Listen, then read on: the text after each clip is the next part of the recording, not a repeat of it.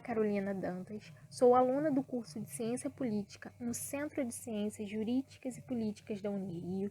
Sou também bolsista IC Unirio 2019-2020. E em conjunto com meu professor e orientador Fernando Quintana, nós desenvolvemos um projeto de pesquisa chamado de O Conservadorismo Moderno, em que nessa edição da JIC 2020 eu vou apresentar de forma sucinta como foi o processo de pesquisa, avaliando nossos objetivos, nossa metodologia e discussão apresentada. Bom, inicialmente, nós procuramos utilizar como metodologia fazendo resgate aos clássicos, através da coleta e sistematização do material bibliográfico, em vista de obras literárias, artigos, periódicos, documentos, utilizando como referências bibliográficas grandes expoentes da corrente conservadora, como Edward Coke e Edmund Burke, e também autores contemporâneos, como Hannah Arendt e tantos outros que configuram ao longo da nossa pesquisa. A importância dessa pesquisa, tanto para a área acadêmica quanto para a área social, se faz presente uma vez que as ideologias políticas estão na vida dos indivíduos, seja em sua posição política, seja na posição social, na formulação das regras, normas, leis que ditam a sociedade, como também a relação com os direitos humanos. O objetivo dessa pesquisa foi analisar e elucidar o debate acerca do conservadorismo inglês, sua dinâmica com o liberalismo clássico e sua contribuição nos direitos dos ingleses, presente no Bill of Rights de 1689.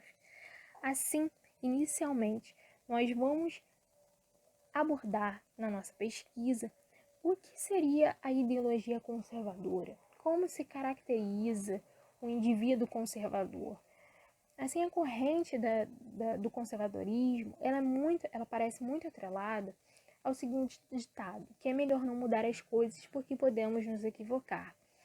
Então, o temperamento do conservador, ele se caracteriza mais por uma propensão a usar o que já está disponível do que procurar outra coisa. Então, ele estima demais o presente, né? Aquilo que está efetivamente disponível. O conservador, ele prefere o conhecido ao desconhecido, como diz o Oxford. Ele encontra um forte aliado ali na prudência, assim como em outros sentimentos, como a lealdade. Ele tem uma inclinação a essa prescrição, a esses valores compartilhados em comum em sociedade.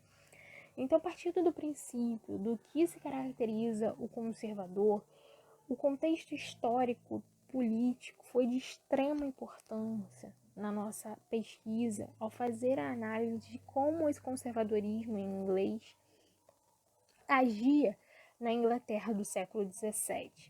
E assim, nós vamos ver que o Bill of Rights, justamente foi quando os lordes temporais, assim como os cidadãos comuns, estipulam em 1689, reunidos em assembleia, e declaram diante das majestades Guilherme e Maria seus incontestáveis antigos direitos e liberdades do povo daquele reino. Entre todos esses direitos, nós destacamos os três principais, que é o de propriedade, segurança e liberdade, justificados e fundados pelo conservadorismo, na prática do costume, e no liberalismo clássico, com o justnaturalismo. Então, ao longo desse projeto, a gente pôde perceber que essa relação do conservadorismo com os direitos dos ingleses já diferencia esses direitos dos outros direitos humanos, das outras declarações, né, que ocorrem nesse período. Porque os direitos dos ingleses, eles se dão numa visão muito insular, muito particularista. Ou seja, esses direitos estipulados no Bill of Rights são apenas para os ingleses, apenas para os membros daquele reino.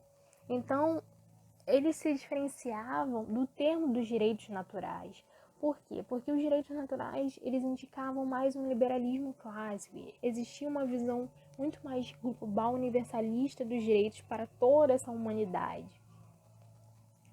Então, o conservadorismo, ele age diretamente de como esses direitos são adaptados, em como eles são atemporais, eles estão ali, eles estão na prescrição, e o conservador, ele defende bastante isso.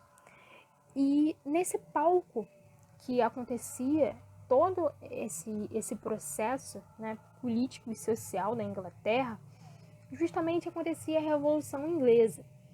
E aí a gente entra no foco que essa Revolução Inglesa, ela se diferenciava das outras revoluções.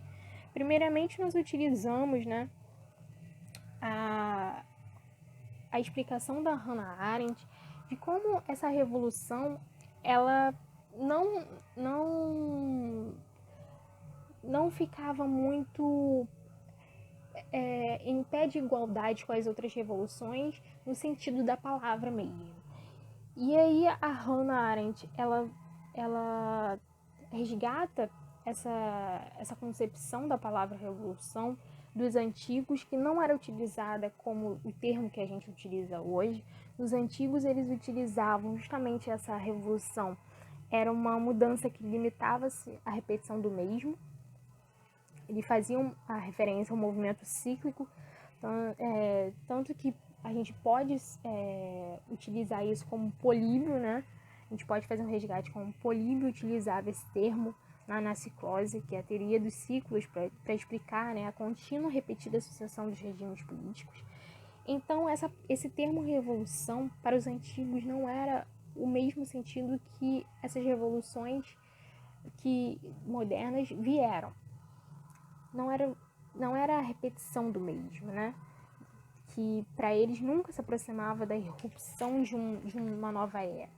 Então, os atores dessas revoluções modernas, como a França e a Rússia, dão uma nova concepção para o termo, que a ideia é ligada justamente ao curso da história. É uma mudança brusca que recomeça de novo.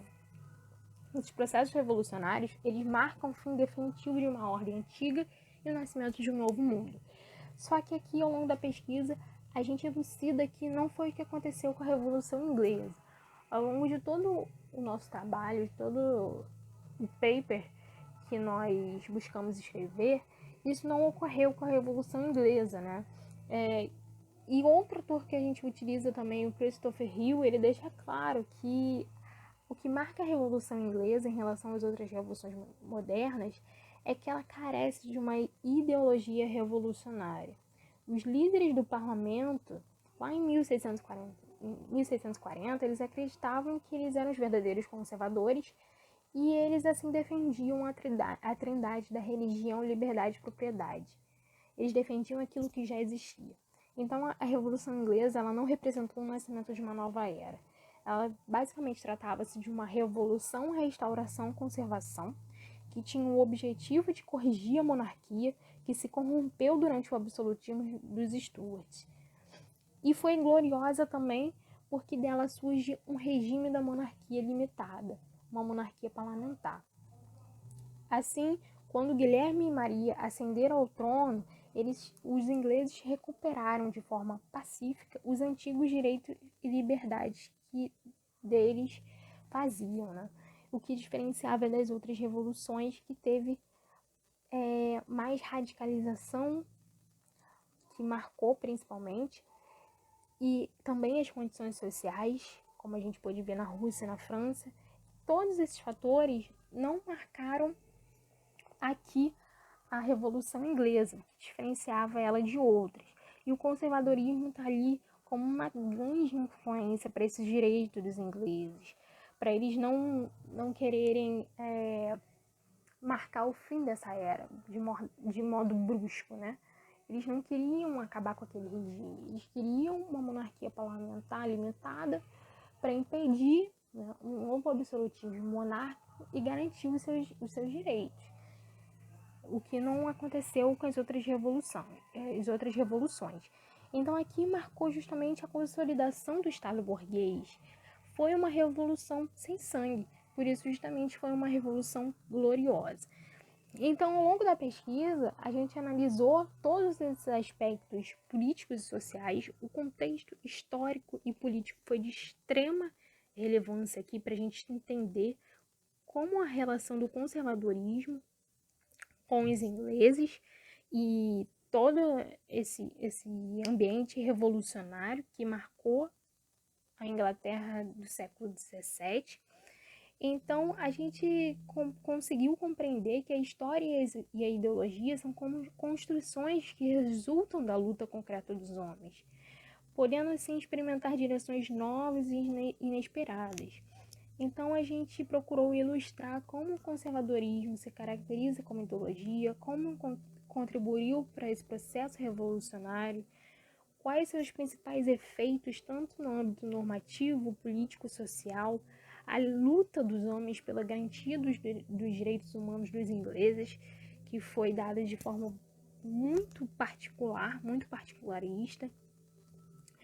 E a gente pôde apresentar como essa dinâmica se concentrou, né, nessa prescrição temporal, como essa aplicação foi de extrema importância ao longo do processo da Inglaterra nesse período, e ao longo de toda a pesquisa, de todas as páginas, também muitas referências bibliográficas, a gente pôde apresentar um pouco o que foi o conservadorismo diretamente ligado aos direitos humanos, como mudou um pouco o regime que era estabelecido anteriormente, como o absolutismo, também a relação com a religião, com a liberdade, com o direito à propriedade, que é muito defendido pelo conservador. E diante de todas as referências bibliográficas, a gente tentou apresentar, não é, todas essas nuances que envolviam o conservadorismo clássico e a Inglaterra setecentista.